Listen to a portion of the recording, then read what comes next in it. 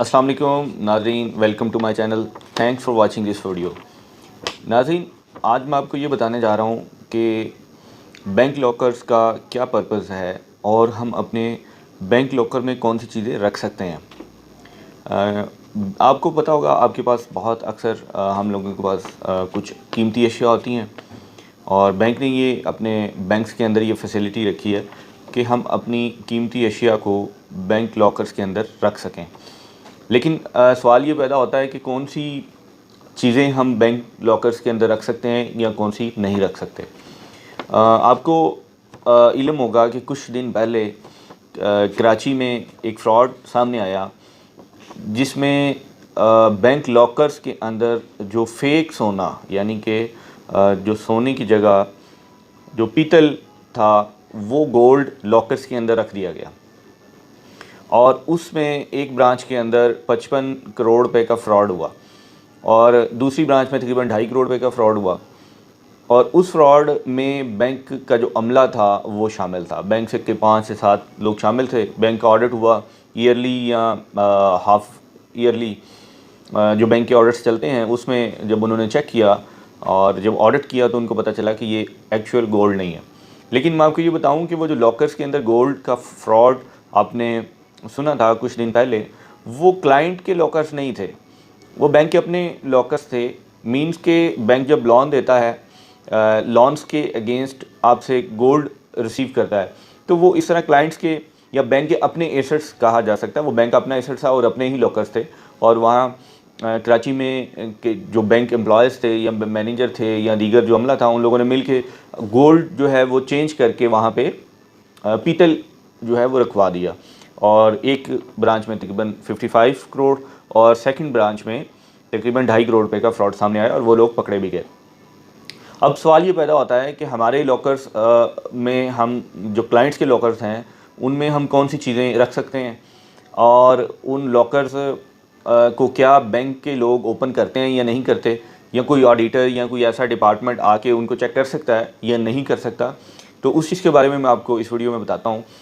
देखें, बैंक में 4 किस्म के लॉकर्स होते हैं। मैं आपको पहले ये बता दूं, हर लॉकर्स की बैंक ने एक अपनी फ़ीस रखी होती है। एक स्मॉल होता है, एक मीडियम होता है, एक लार्ज होता है और एक एक्स्ट्रा लार्ज लॉकर होता है और उसके साइज़ के मुताबिक ही उस लॉकर्स की फ़ीस रखी जाती है। अब रिसेंटली एक बैंक में मेरा जाना हुआ, प्राइवेट बैंक में, तो मुझे पता चला कि अब उस बैंक ने शायद अपनी फ़ीस भी ख़त्म कर दी हुई है। बस एक आप सिक्योरिटी अमाउंट जो कि रिफंडेबल होती है, उस सिक्योरिटी अमाउंट के अगेंस्ट आप बैंक से लॉकर हासिल कर सकते हैं।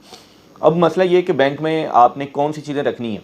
देखें, बैंक में आप बेसिकली जो लॉकर्स का कॉन्सेप्ट था वो ये था कि आप लोग जो लॉकर्स के अंदर अपने कीमती जेवरात, अपना सोना, गोल्ड, चांदी, इसके अलावा अपनी प्रॉपर्टी के ऐसे डॉक्यूमेंट्स या वो ऐसी चीज़ें जो घर में लॉस होने का आपको ख़तरा है, वो आप बैंक लॉकर में ला के रखते हैं और वो आपके ताकि चीज़ें महफूज रहें। और आपके लॉकर्स की उसके साइज़ के मुताबिक इंश्योरेंस भी होती है और ताकि आपका किसी कुदरती आफात या बैंक में किसी किस्म का शॉर्ट सर्किट हो जाता है या किसी किस्म की रॉबरी हो जाती है, थेफ्ट हो जाती है, किसी किस्म का कोई मसला होता है, तो वो आपके इंश्योरेंस कंपनी वो आपको आपका क्लेम दे सके। और हर लॉकर्स के साइज़ के मुताबिक उसका इंश्योरेंस क्लेम भी होता है। फॉर एग्जांपल, छोटे लॉकर का 5 लाख का क्लेम है, उससे बड़े का 7.5 का है, उससे बड़े का 15 लाख का है, उससे बड़े का 20 है। इस तरीके से कैटेगरीज होती हैं।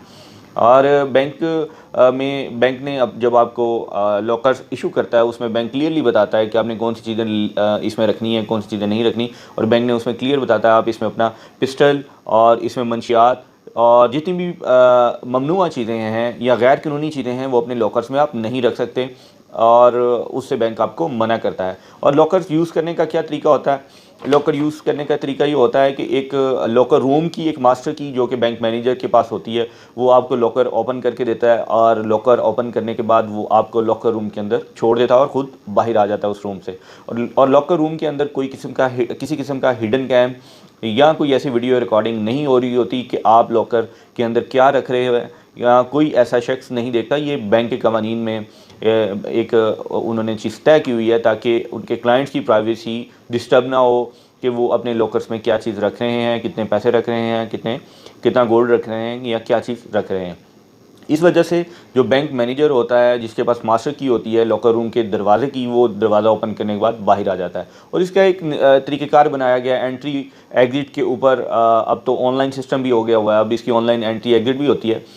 तो बहरहाल मैं आपको ये बता दूं कि आप ये चीज़ माइंड में रखें कि लॉकर्स जस्ट आपके गोल्ड, आपके कीमती कागजात के लिए रखा गया। इवन के बैंक आपको पैसे रखने से भी मना करता है क्योंकि उनके जल जाने का ख़दशा होता है। तो बहरहाल लोगों की प्रैक्टिस देखने में आई है, मेरे भी ये देखने में आई है कि लोग ज़्यादातर अपना जो कैश है वहाँ पे बैंक ट्रांजैक्शन से बचने के लिए वो लॉकर में भी रख लेते हैं। खैर, अब बात ये आती है कि क्या कोई ऐसा डिपार्टमेंट है या बैंकर्स आपके लॉकर को ओपन करते हैं या नहीं। मैं आपको ये चीज़ वाज़ह कर दूं कि बैंक का कोई भी अमला या कोई मैनेजर, कोई स्टाफ, कोई ऑडिटर, इवन के एनुअली या 6 मंथली जब बैंक के ऑडिट्स होते हैं, वो बैंक के लॉकर्स से ओपन करता है, बैंक की तमाम चीज़ें चेक करता है या आपके लॉकर रिकॉर्ड्स को वेरीफाई करता है कि किस पर्सन ने कौन सा लॉकर लिया हुआ है। बट कोई भी पर्सन, किसी पर्सन को ये अलाउ नहीं होता कि वो आपका लॉकर खोल के ये चेक करे कि आया कि आपने उस लॉकर में क्या रखा हुआ है, क्या नहीं रखा हुआ। इसलिए इस हवाले से आप बेफिक्र रहें। लॉकर्स को आप बहुत महफूज एक सिस्टम निज़ाम के तहत चलाया जा रहा है, उसको एक महफूज लॉकर समझें। आपकी प्राइवेसी बैंक डिस्टर्ब नहीं करता और इवन उसको खोल के चेक नहीं करता। और मैं आपको ये बता दूं कि आपकी in case in bank client की डेथ की सूरत में भी उसके घर वालों को या बैंक स्टाफ को उस लॉकर को ओपन करने की इजाज़त नहीं होती। वो भी एक लीगल प्रोसीजर होता है। उस लीगल प्रोसीजर के तहत या तो क्लाइंट जो डेथ हुआ है, जिसकी डेथ हुई है, उसके वारसान उस किसी लीगल प्रोसीजर के थ्रू उस लॉकर्स को ओपन करवाएंगे। और अगर एक टाइम लिमिट्स तक आप उस बैंक लॉकर को ओपन नहीं करते तो देन बैंक भी एक लीगल शक्ल में ही या लीगल डॉक्यूमेंटेशन के बाद ही आपके लॉकर को ओपन करेगा और आपके लॉकर्स की चीज़ों को अपनी तहवील में लेगा। आई होप आपको ये वीडियो बहुत पसंद आई होगी। आप प्लीज़ मेरे इस चैनल को सब्सक्राइब करें और वीडियो को भी लाइक करें। शुक्रिया। अल्लाह हाफिज़।